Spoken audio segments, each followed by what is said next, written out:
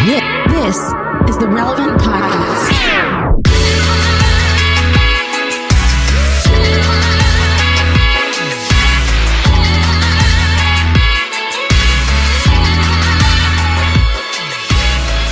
It's Tuesday, September 7th, 2021, and it's the Relevant Podcast back on a Tuesday. Love it. We missed you guys. Here in Orlando, I'm your host, Cameron Strang, and joining me from Loverland, Virginia, it's Jesse Carey. Hello, hello.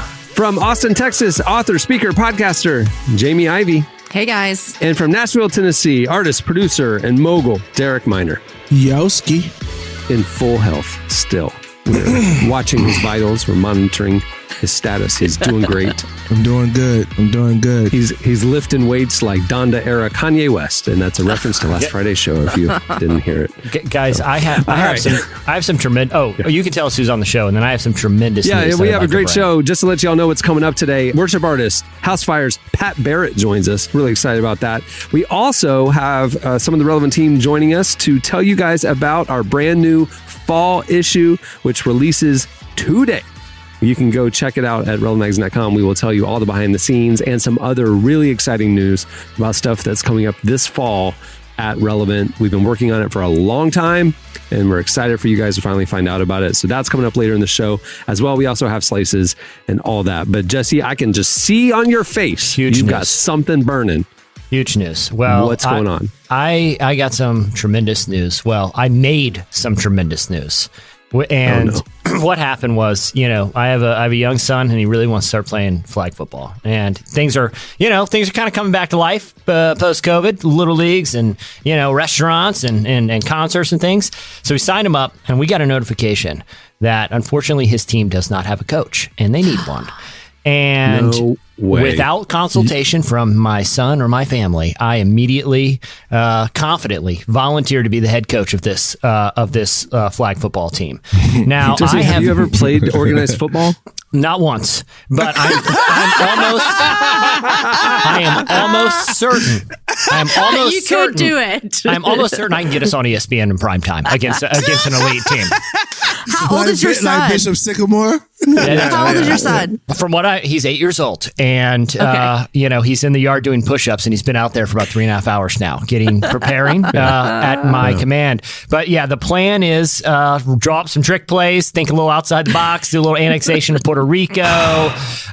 You played intramural at ORU, as I did, right? You played intramural football. That's so right. You did play some organized football. Yeah, you're good. Flag football. Yeah, it was. He's not good, Jamie. Don't say that to him. Listen. He doesn't have to tell the 8-year-olds what direction to run. I've identified. Don't say I've identified the top five flag football programs in the country right now, and I am pitching them games. And you should see the pitch I have to ESPN. This is literally Ted Lasso. Listen,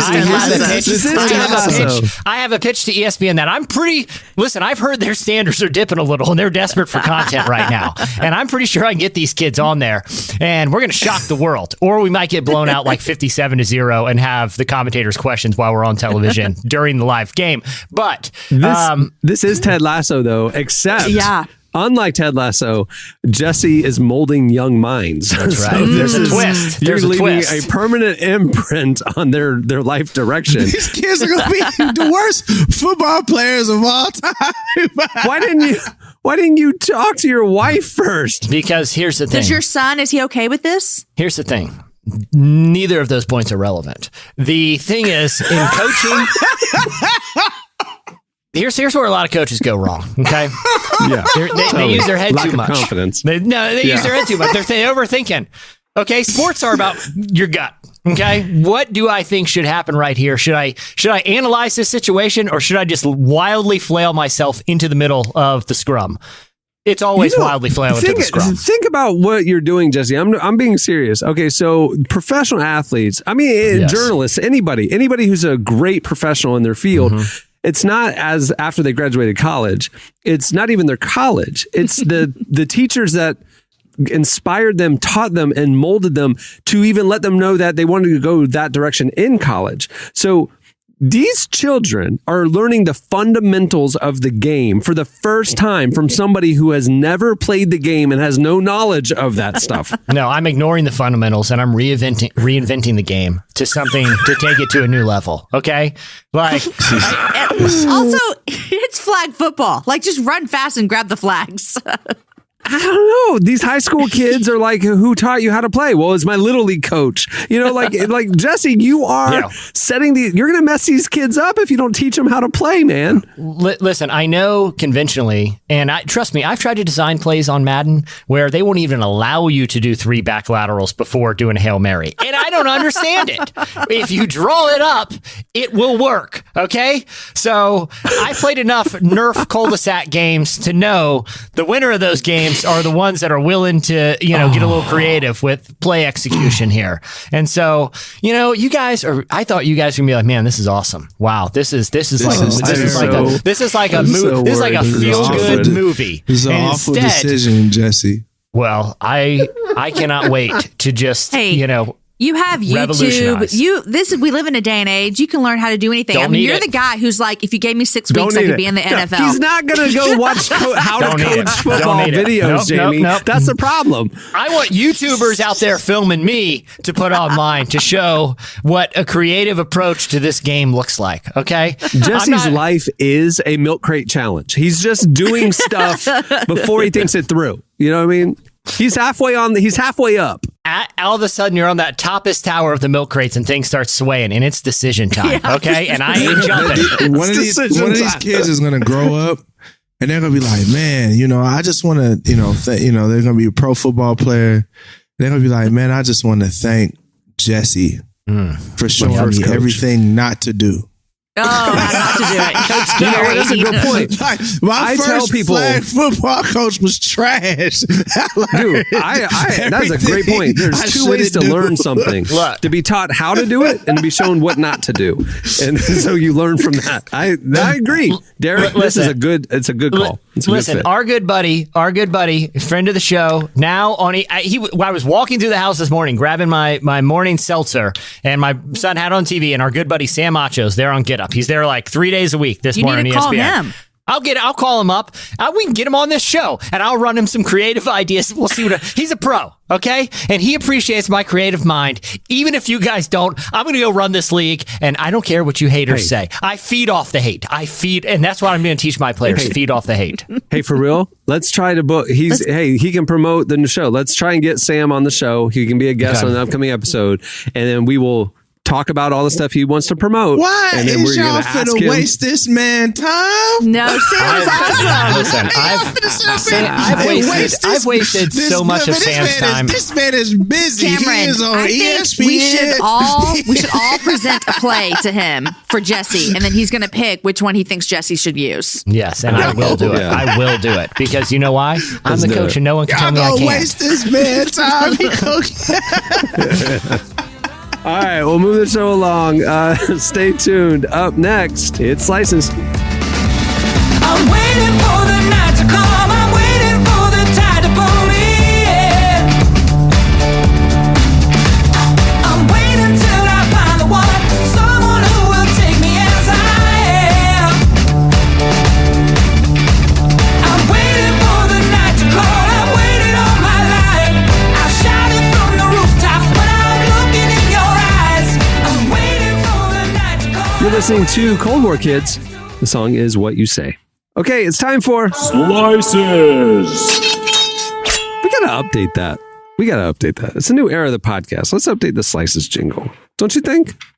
A little something, freshen it up a little bit. Nice. Jazz it Why up. not? Let's see. Maybe we'll just test it out over the coming weeks. Different options. We can do different prototypes, and we can let people vote on what they like. I like that. Yeah. Okay, what do you have, Jesse? All right. Well, I'm just going to warn you guys. I picked this slate partly because I wrote a bunch of one-liners I'm going to rattle off after I read it. So you guys can tell me how interesting you think it is. But I actually didn't think it was... You're doing premeditated comedy? I never do this. It never goes well. It always goes terribly. It's like... It always flops. It's like watching, clips of Jay Leno in the waning years when it was just, even Kevin Eubanks had enough at that point. And it was, like it was just, yeah. Anyway, I did it, but they all just hit me at one time, so I jotted them down. But so there was recently some interesting research conducted both by ultimateguitar.com and the world famous guitar maker Fender. For people who don't know Fender, they make some of the most popular guitars in the world: the Stratocaster, the Telecaster, Jazzmaster, and a lot of really popular bass guitars and acoustic guitars. Anyway, these two groups have, looked at some recent numbers from some consumer reports and Fender's own sales reports, and determine that 1 in 3 guitars that are currently being sold are being used in a praise and worship setting at a church. 1 in 3. Now, if you shake that out, that comes down to last time I was at Guitar Center, they were playing worship music overhead. Yeah, I was at Guitar Center, and they actually were having an altar call right there, which was about a third of people in there are leaders in a church. So they according to the estimates that they believe that it probably shakes out to all musical instruments. It's probably not just analogous to guitars, but guitars are a huge seller. Now that shakes out to roughly $600 million a year annually that is going to that is spent on instruments that are used primarily for praise and worship. That's almost $500 million a year that people are spending on instruments, many of which are guitars, for church settings. Now, Ultimate Guitar did some research, and they kind of did what they call kind of back of the napkin research to kind of figure out how this could possibly be the case. Now, if you consider that there are over 300,000 congregations in the country, by their conservative estimate, even if only a third of those feature guitar as part of the service, which I actually think that is pretty conservative, that still dwarfs the amount of nightclubs and bars in this country, which only a fraction of those play live music. And so they're like, look, if you're looking for people who purchase instruments to play with some degree of professionalism, it would make sense when you shake out the numbers. But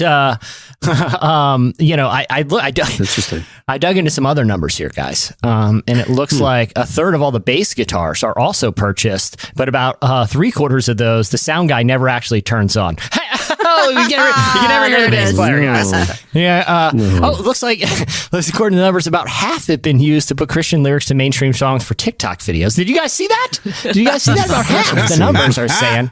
It looks like about a fifth of these guitars are used in some sort of elaborate proposal among Christian college couples who've only been dating for less than a semester. So very, very cool there. They also found that many of these guitars, especially for churches, Clark, you're going to love this one, come with a comically elaborate pedal board just in case a worship service breaks out into a Radiohead concert. Again, these are the stats. These are the here's another. They're actually making special worship-only guitars. They only have 4 frets so that you can just play G, C, D, and A over and over again, and occasionally a minor chord for the altar call. So it's they also sell what they call the Holy Trinity pack for evangelical churches, which is a Korg Triton, a Fender guitar, and a plexiglass drum cage. So they have that deal going too. I'll just stop there because these are not landing. These are landing about how I thought. Clark is laughing at all of them. Yeah, I am. Derek has just chosen to look away, which I cannot blame him for. I gotta let y'all have this one. Like, what are the two, Fender and who? Who are the Gibson, or who's the other guitar manufacturer? Gibson's the other big one. So who conducted this study was Fender and the website ultimateguitar.com, which is sort of, in addition to like music stuff, also has a lot of industry news. So I wonder if it's going to turn into a thing where like Fender becomes like the charismatic brand and Gibson is the Baptist brand, and it's going to be like Bible translations or something. Oh my God. Yeah, I don't know. I do feel like there are certain, like you can almost match a worship leader's personality guitar. Jamie, I know your husband's a musician. If someone is playing like a Fender Telecaster, they're probably into some edgier worship music. If they're a Stratocaster, they're playing like old Lincoln Brewster songs. You know what I mean? Like you can definitely tell. You can tell by the guitar. No offense to Lincoln Brewster. No, I'm not saying it's offensive. I'm just saying loves the Lord. He's just doing his best, Jesse. How is that a dig? How is that a dig? That Stratocaster players like him. I'm just saying. It's not like, Jamie, you've observed this. You could show me a worship leader and I could probably with some degree of accuracy guess what kind of guitar they play just by looking at them. I have to send you a picture of Aaron with his guitar and you can guess. I have no. What do you think Aaron plays? Have you ever seen a picture of my husband? Does he play acoustic or electric? Acoustic. He wears his hat backwards. He just remember that he has untucked shirts. He likes to wear jeans and sneakers. Lots of tattoos. I would be willing to bet that he either plays a Taylor or a Martin. I think it's a Martin. I texted him. I haven't heard back. I'll let you know. Text him. See what he says. But I'd be willing to bet from the images I've seen of him, he seems like a guy who would either own a Taylor or a Martin. All right. We'll see. I'll let you know. Yeah. Okay. That's good stuff. All right. What do you have, Jamie? Okay, I really need to know what you guys think about this because I read an article last week in the Times, and then Tyler even told me about it. Okay, so at Harvard University, they have a new chief chaplain. Okay, you've heard of Harvard. Now, I didn't know what a chief chaplain was, so I looked at it. And so at a university, they will have chaplains for Christian, Jewish, Hindu, Muslim, got it, all the different religions. And then this is the head of all of those. Well, their new chief chaplain is an atheist. What? Okay. Yeah. And at so Harvard, which was founded as a religious university. Exactly. It was founded. Yes, it says it was founded in the 1630s about, and it said that their motto was truth for Christ and the church. And so they've had lots of chaplains, and actually it was named after a pastor, John Harvard. So all these things, and it was 70 years before the school even had a president that wasn't a clergyman. So it's got like a foundation in religion. And this was a unanimous vote from all of the clergy. They voted him to be the new head of clergy. Now I went and just did a simple definition of what a chaplain is. I was saying clergy, I meant chaplain. What is chaplain? And it says that chaplains are both theologically educated and certified ministers. I just am confused about how you can have a chief chaplain who has no religion. And I guess maybe he would say that, I don't know, do atheists say their religion is no religion? I don't know. But it feels concerning to me that you can have someone who's head of all of the chaplains who doesn't believe in a God at all, even though as a Christian, I would say that, there's one true God and would differ than some of these other chaplains. It feels like it feels weird to me. Do you guys think it feels weird? Yeah. I have no response. That's bizarre. And it was a unanimous decision by all the other chaplains. He's a very likable guy. People love him. And he just believes we don't need God. We just need each other. And I am not debating what he thinks. I just wonder if he should be called a chaplain. Right.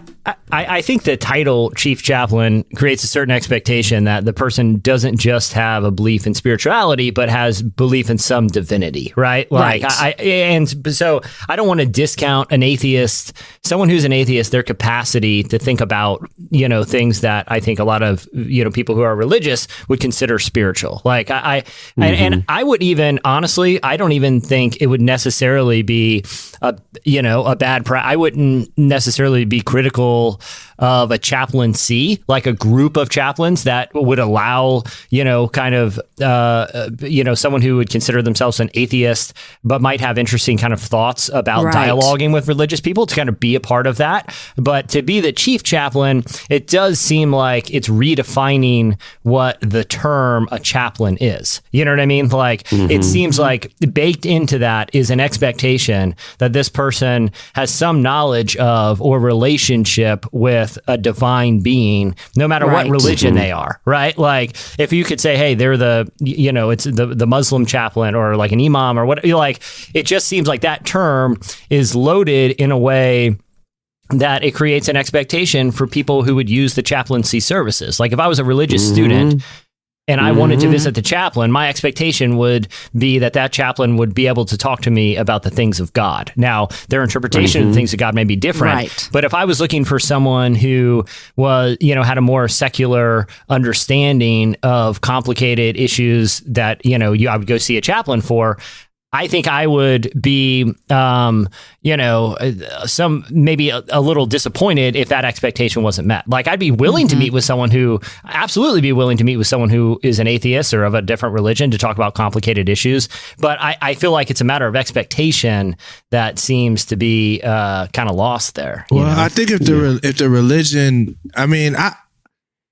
I know it's probably maybe a little taboo for me to say, but I guess I sort of get it in the perspective that, if I'm an atheist and, I'm struggling with, and I believe that humanity is the epicenter and the peak of faith, then, and I look around and I see all of the frustrations and all of the bad stuff that's happening, and I'm struggling with my faith in humanity, then this chaplain makes sense in that regard. I just think I can see that too, but I don't know how we could say that he's going to be the chief chaplain over that's all my of the thing, other add faith him to the mix. organizations. well, they're saying that they're saying that atheism is a faith. It's a faith. It's not. It's the absence of faith. It's a faith. What they're saying is he's not saying I don't have any faith in anything. I'm saying I have faith in mankind. Like mankind, in a sense, mankind is God. My faith is I'm with in Jesse mankind. though. I think the chaplaincy is a spiritual quest thing, I do and not too. I think if it sounds like to me what it sounds like is they have said that that's a viable option as far as faith is concerned, is that saying that mankind is the epicenter of life, and that's what that. Now I'm not saying it's right. I'm just saying that seems to be the flow of logic. I think your point is interesting. I hadn't thought of that. They are saying atheism is a faith equal to other faiths. Right. Then that makes sense in the structure of that department. But to Jesse's point of the purpose of the department and why people would utilize those staff members, it just feels like it's if I'm saying that all thought is equal, right? So I'm saying that everybody is on the same playing field. So that's for people that believe in Buddha, people that believe in Muhammad, people that believe in Yahweh, and then people that believe in humanity. Then it makes sense to have a chaplain that says, if you're struggling with, like, if, the political environment and all the riots and things like that has made you say, I'm losing faith in my God, which is humanity. Like, humanity is the epicenter. If I'm losing faith in that, then you need someone to help spur you in the right direction, as in a sense where a Christian would say, God, why are you allowing all these things to happen? I need a chaplain to help me wrestle through these ideas. It sounds like that's kind of the thing. Now, I'm not saying I agree or disagree. I'm like, this seems like that's the flow of logic, though. I think that, Derek, that's fine. I just think that maybe we call him like a helper or someone else besides a chaplain, because that gives a connotation that there's a faith aspect there.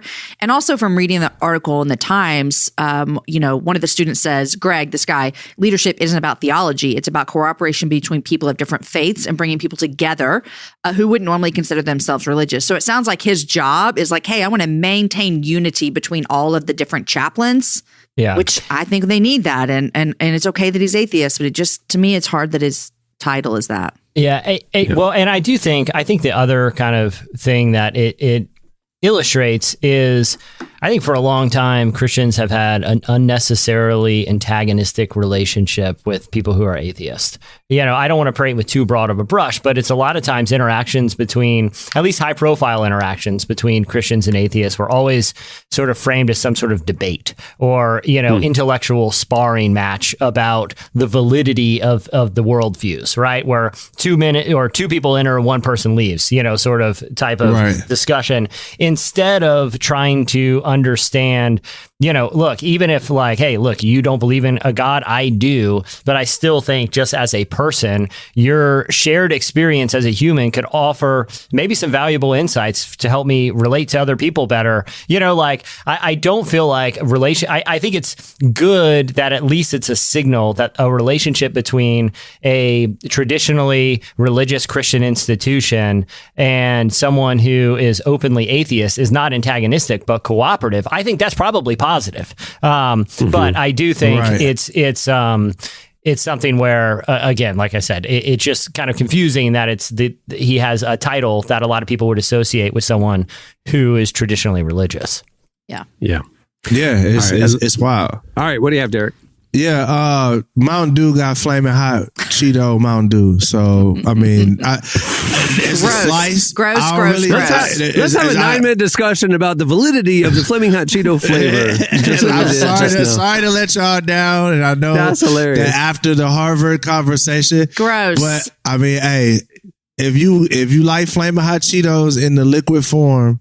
Hold on. Does it taste like Mountain Dew with flaming hot Cheetos put into the Mountain Dew? So it's both flavors? I think so. I think whatever seasoning that they're using for flaming hot Cheetos or whatever, they're just adding that to the Mountain Dew recipe. So you can only That's what I'm saying. So it's both flavors of Mountain Dew and flaming hot Cheetos together in a bottle. It's not. Yeah, it's whatever their thing is. You know, they what probably I mean? looked around at the kids and they're like orange Fanta and grape Fanta. It's like there are two separate flavors. You're talking about it is Mountain Dew. It's made by Mountain Dew, but it's their Mountain Dew version. So it's like, you know how you have White Rush Mountain Dew or whatever, Code Red Mountain Dew. This is their hot Cheeto or hot flaming hot.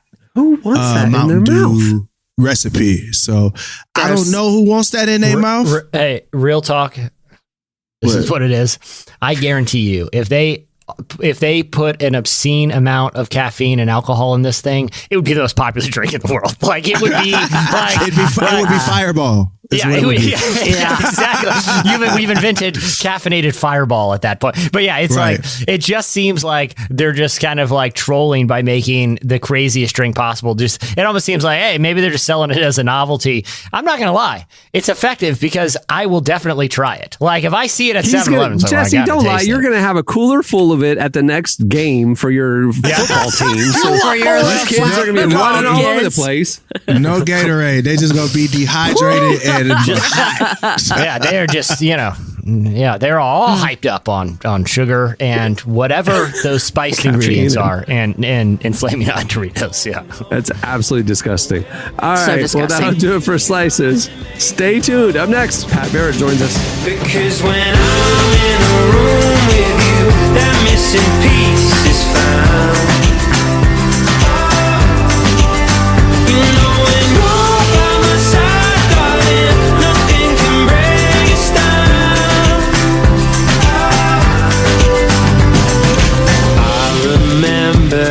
Wasted days, summer's golden haze, and now You're listening to Vance Joy. The song is Missing Piece. Well, today's show is also brought to you by Faith-Driven Entrepreneurship. Now, what does entrepreneurship have to do with the gospel? It can be a lonely journey, but it doesn't have to be. God has a purpose and a plan for all those entrepreneurial dreams and creative gifts He's given you.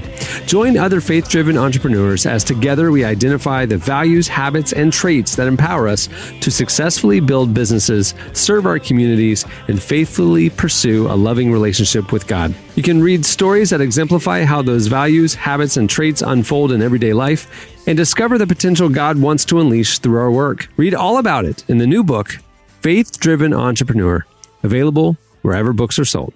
Well, our guest today is Pat Barrett, best known as one of the lead singer-songwriters for the band Housefires.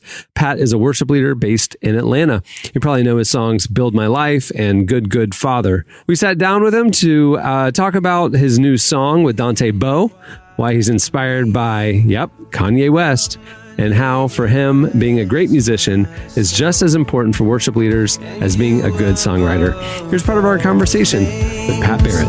act justly, love mercy, walk humbly with you, God, in all things,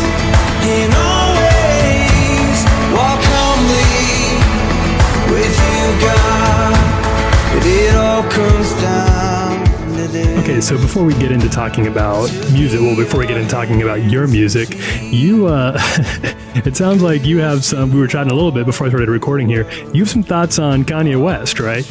So my wife and I, we moved a year and a half ago outside of Atlanta, and in this neighborhood, there's a pond. There's just a pond in the front of the neighborhood. It's really close to the Marvel Studios.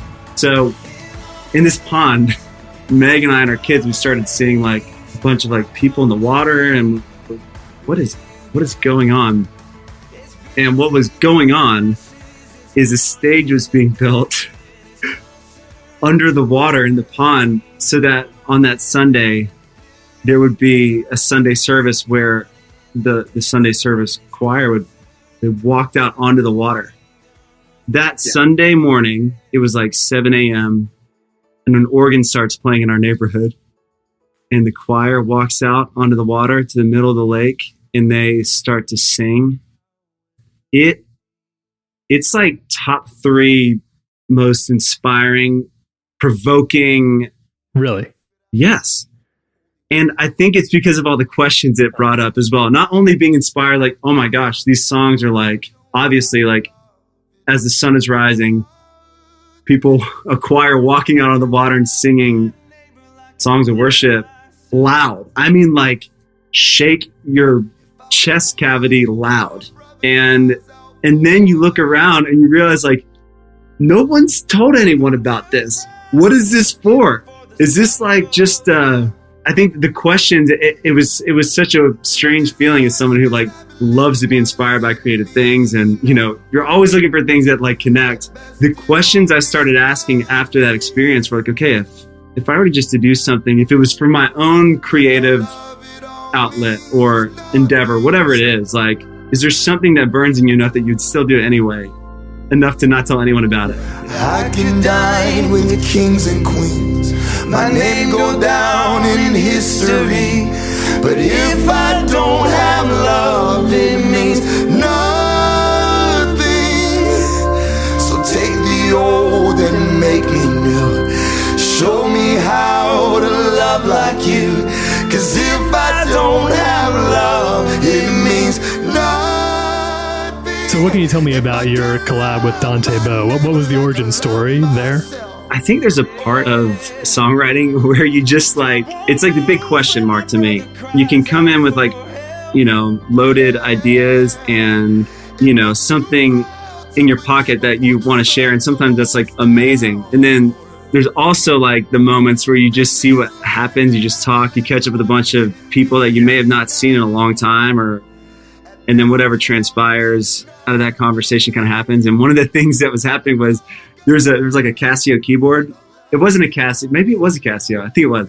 There's an organ setting that's just standard on a keyboard with speakers on it. And sat down and just started playing that. And automatically, in the room with it was me, Dante, Cody Carnes, and Chris Kilala. It's not our conversation was driven in that direction, but just kind of started. I could write a melody, all of heaven's choir sings, but if I don't have love, then it means nothing.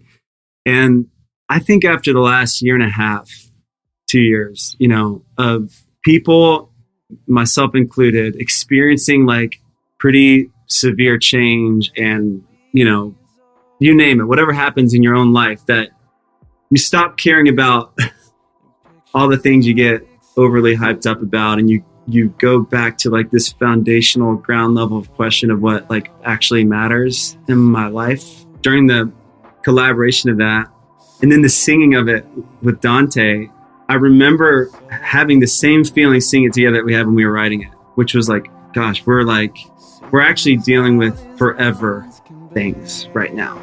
And you can go as far as to say, when you have that perspective, then everything matters. When that's your primary lens and everything is actually beautiful and meaningful. When you don't have that lens, you can get just lost and meander through without guidance. And for me, it's just it's like a compass. That's what this song felt like. I'm holding out for something so real, so real, so true.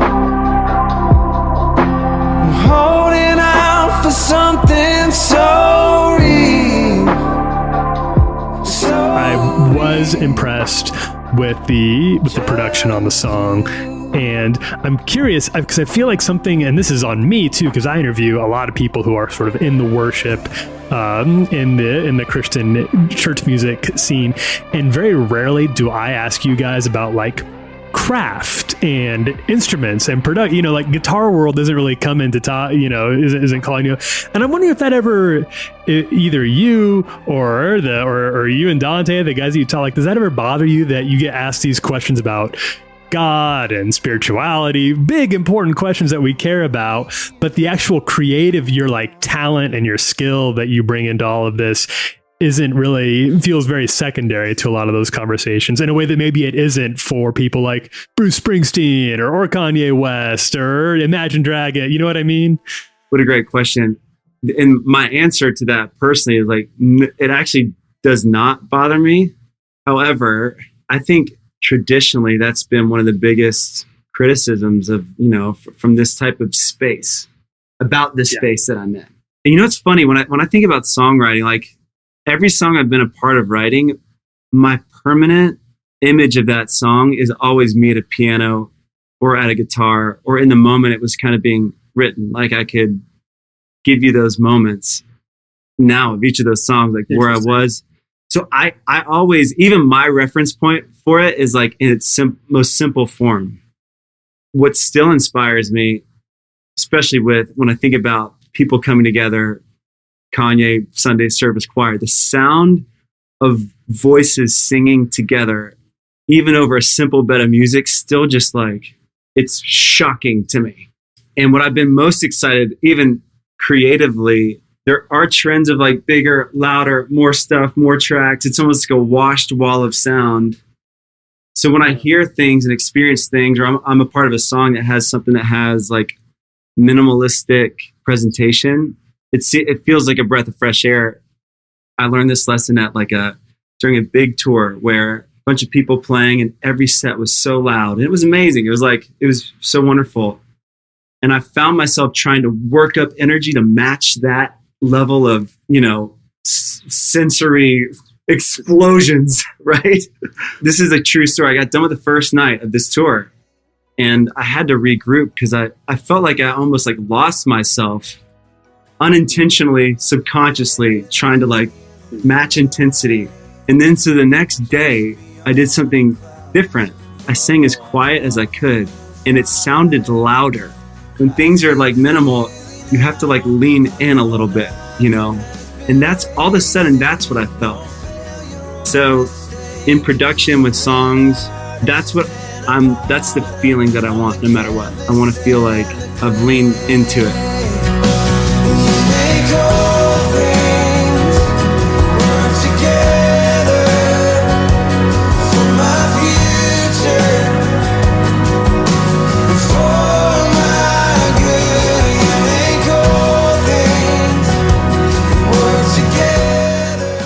That was Pat Barrett. Make sure to check out relevantmagazine.com for more of that conversation. And stay tuned. Up next, we're telling you all about the brand new fall issue of Relevant Magazine. I spotted you today, I was in my car. I wanted to come and see you from afar. If you turned around and saw me, I would die. I pretend I was a person driving by.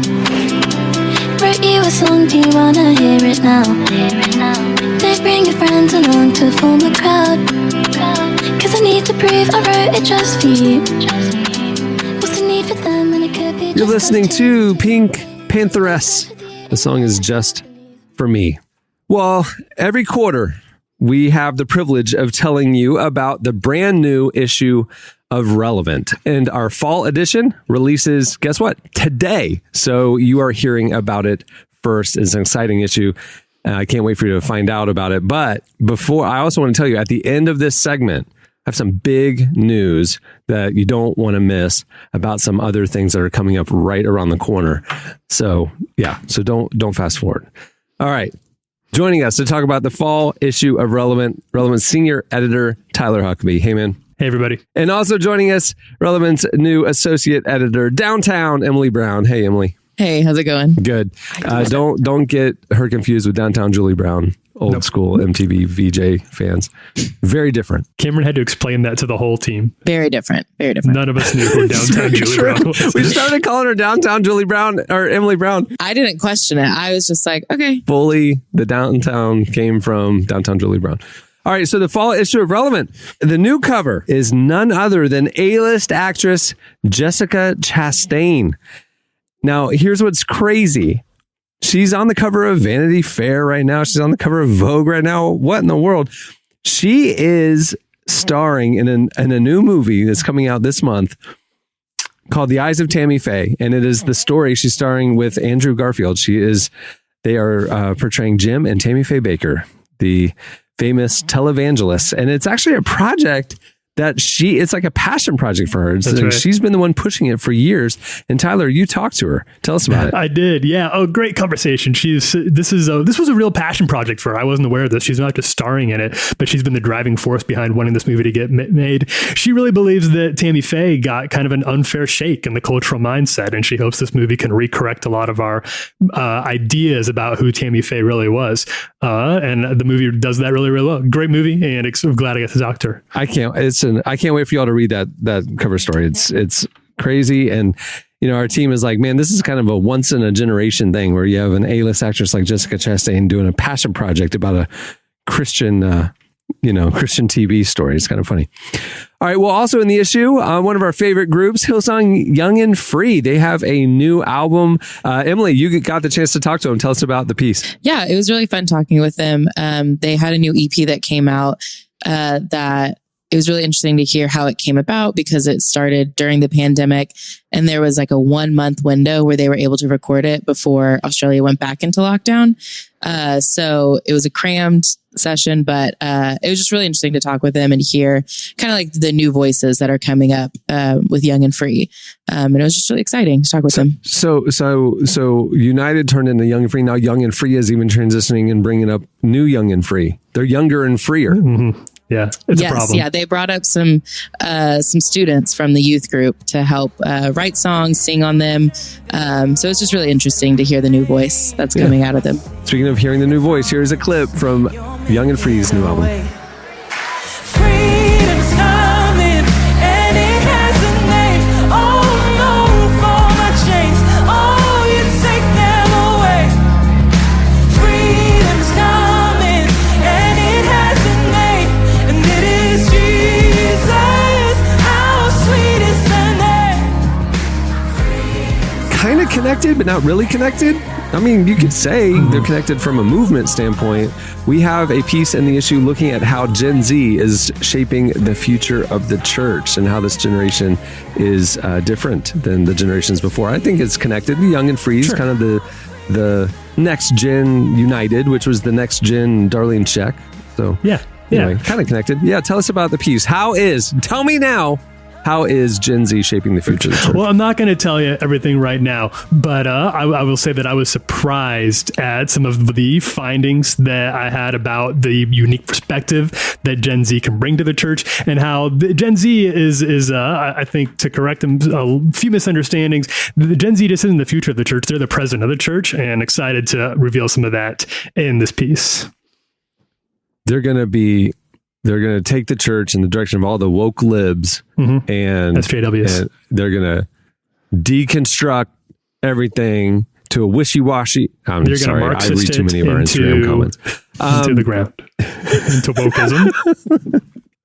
All right. With some other features in the issue, just the range, God, life, culture, justice. There's a whole bunch of stuff. We look at the student debt crisis as a justice issue. We talk to author Trillian Newbell about faith and how our failures need to be a part of our faith. We talk to Erwin McManus about his new book, Jesus Was a Genius. That one surprised you, didn't it? It did surprise me. Yeah, I think Erwin McManus, obviously very well-known pastor, very well-known author, and he has a reputation that he's for being extremely confident, for being extremely sure of himself. So I would say that I was surprised at the vulnerability and the honestly, the humility that he brought to the conversation that I had with him showed me a side of him that I had not seen before. Another conversation you told me was really significant in the article or in the issue is the article that we have with Philip Yancey about how he left toxic religion but didn't lose his faith, which is something that is on the front of minds of a lot of our readers right now. I think it's really hard to know how to do that. Sometimes a lot of people who grow up in difficult religious environments don't know how to whatever you call it, chew the meat and spit out the bones or whatever.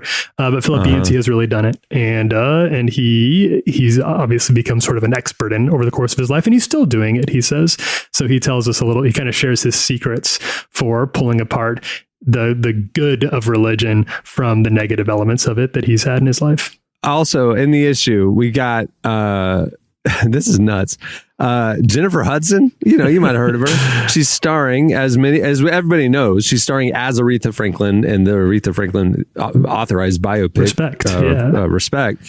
It's not enough for us sometimes to just have a conversation with a compelling person doing compelling things. Why don't we have another compelling person jump in on the conversation? I mean, we decided who better to get than our very own Derek Miner, artist, producer, mogul. Yeah. He's the one who interviewed Jennifer Hudson about being Aretha Franklin, artist to artist about being an artist. I love it. Tell us about it. The D minor J Hug crossover. Everybody knew was coming. It's finally here. Yeah, it was on the radar. Yeah. It happened. Check it out, and it couldn't have gone better. I'll say that. Derek's not on right now, but it couldn't have gone better, Derek. Yeah, you did great. It's awesome. You don't want to miss it. Also, another artist friend of ours, somebody we're excited about, a brand new album. We talked to Andy Mineo about recapturing the wonder of childlike faith. It's a great conversation, and just because we love his music, here's a clip of Andy's new album. It could be worse. Life is hard. I thank God. It could be worse. Life is hard. I thank God. It could be worse. Way worse. Look.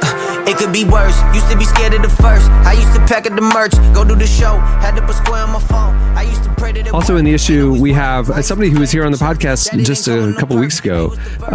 Speaker, author Jackie Hill Perry. She wrote a piece on holiness. If you remember that conversation, it was about holiness and stuff. It was fantastic. Well, we had her write a piece for the issue. It's awesome. Yeah, it was great. She just put out a book called Holier Than Thou, which is all about God's holiness. And this piece is really interesting because it talks about how the way that we view God's holiness really affects how we view God as a whole. So it was really insightful and really wise. So I'm excited for everyone to read it. In the issue, we also have, faith, Christians, and the vaccine. Man, I tell you, if we posted this article on Instagram, the comments that we would get, dude. We'll never know. We'll never know. What if I just screenshotted the article and just did one of those multi-slide posts on Instagram? I'm sure it'd be crazy. I think our Instagram would just shut down. We would melt the Instagram servers with both sides. Oh boy, I can't believe we waded into those waters. I love it. Also, we have a piece with Need to Breathe. They're out there filling arenas. Still making great music. They have a new album we talked to them about.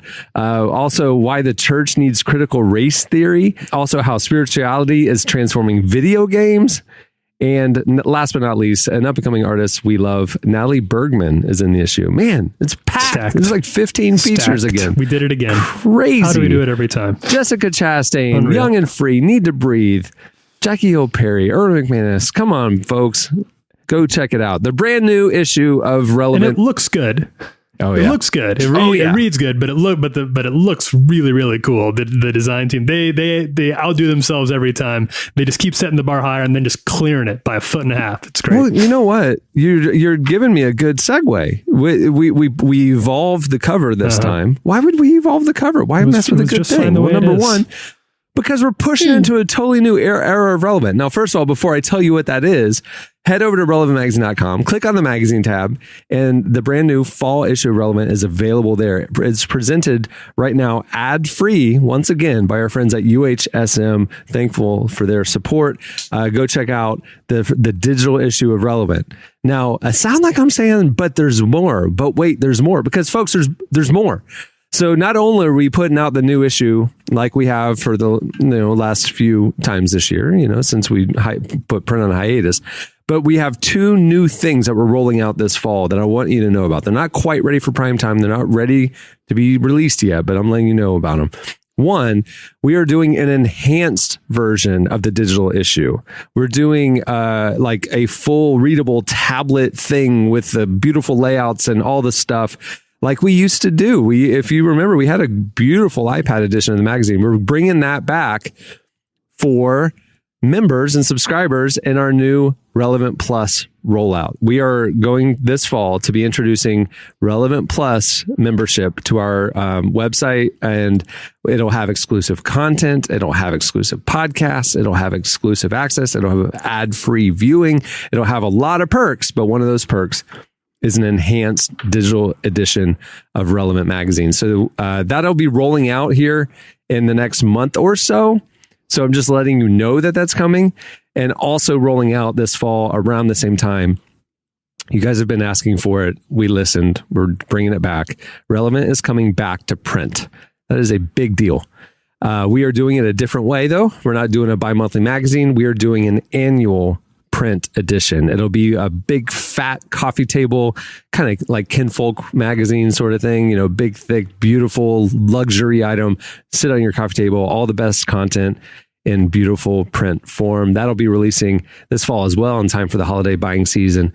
Can't be more excited. So we're doing 4 quarterly digital issues culminating in one massive, beautiful print issue moving forward. So this is the beginning of a new era, and the team has been working hard, is still working very hard on both of those launches. I can't wait for you guys to see everything. I miss the tangible feeling of having a print issue. That's been something that's really important to me as an editor, to be able to have something like that that's not just for the internet. So bringing that back has been a long-standing personal goal of mine, and I hope you guys like it as much as I do. Yeah, you mentioned that this cover looks refreshed.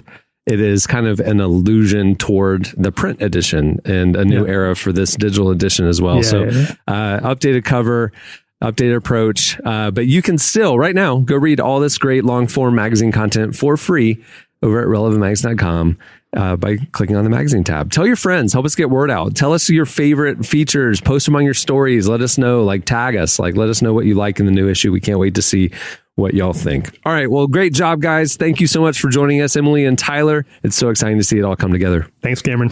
Thanks. Well, many thanks to Pat Barrett for joining us today. Make sure to listen to his new song, Nothing Something, with Dante Bowe. It's out now.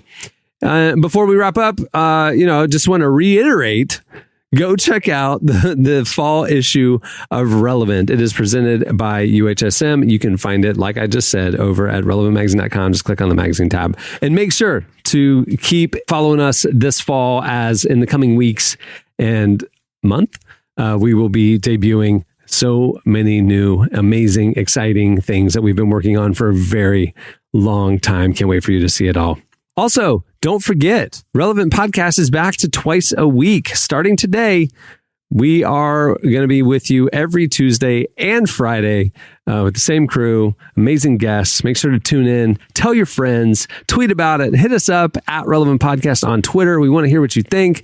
Just excited about the fall and kind of a new season for the show. Back to twice a week, Tuesdays and Fridays. Don't miss it. Also, don't forget to stay in touch with everything that's going on by following Relevant on all the socials. You can follow us on Twitter at Relevant. You can hit us up on Facebook, where we post all of our content. Also, we're on Instagram at Relevant Magazine, although we don't post there as much as we would like to. That hopefully will start changing. But Twitter, Facebook, you will stay in touch with everything we're doing. And if you aren't on those platforms or don't want to have all that noise, you can go to Relevant's homepage and sign up for our daily newsletter, bringing you just the top 5 trending stories at Relevant every weekday morning. Okay, well, on that note, we will wrap it up. I'm Cameron String. I'm Jesse Carey. I'm Jamie Ivey. I'm Derek Miner. We will see you all on Friday. Remember, twice a week now. Tell your friends. All right, have a good week, everyone.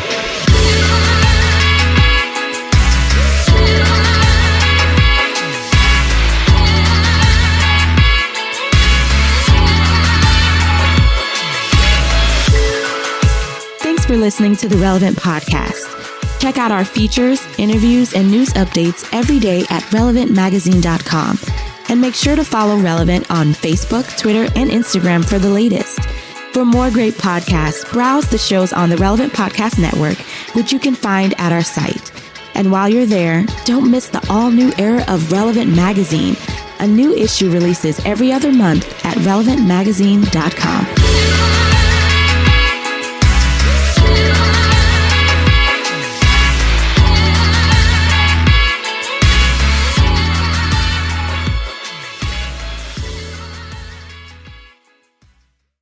I'm the coach and no one can tell me I can't.